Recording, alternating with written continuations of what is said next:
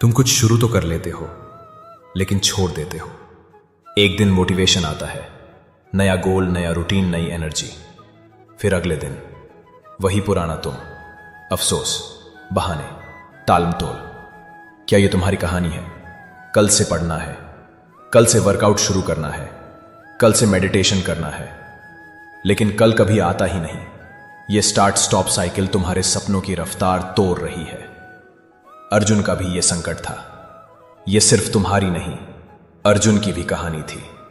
वो भी युद्ध के लिए तैयार था, लेकिन जब समय आया वो पीछे हट गया। बोला, ना मैं लड़ूंगा, ना मैं कुछ करूंगा। कृष्ण ने गुस्से में आकर नहीं, ज्ञान से उसका मन उठाया और कहा, कर्मण्येवाधिकारस्ते मां फलेषु कदाचन। कर्म कर, फल की चिंता मत कर। कर्म करना तुम्हारा धर्म है, न कि हर बार रुक जाना या सिर्फ सोचना। क्यों तुम इतनी जल्दी हार मान लेते हो? तुम इसलिए कॉन्सिस्टेंट नहीं हो क्योंकि तुम हर काम रिजल्ट के चक्कर में करते हो।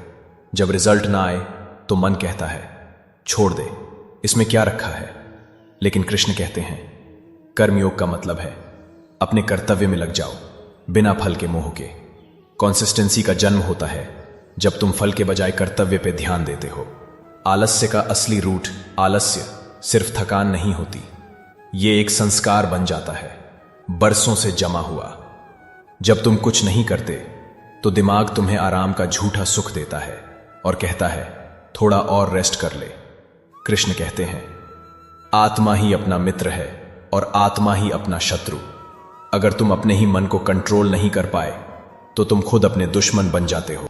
कर्म योग इक्वल टू दैनिक अनुशासन। कर्म योग का मतलब है रोज काम करना, श्रद्धा से करना और बिना रुकावट के करते रहना। ना हर बार मोटिवेशन ढूंढना, ना हर बार नया गोल बनाना, बस जो सही है उसमें निष्ठा से जुड़े रहना। तुम देखोगे एक समय के बाद तुम्हारा काम ही तुम्हारी तपस्या बन जाएगा और फिर आलस्य की कोई जगह नहीं बचेगी। युवा के लिए व्यवहारिक गीता सूत्र, daily action, mood based action.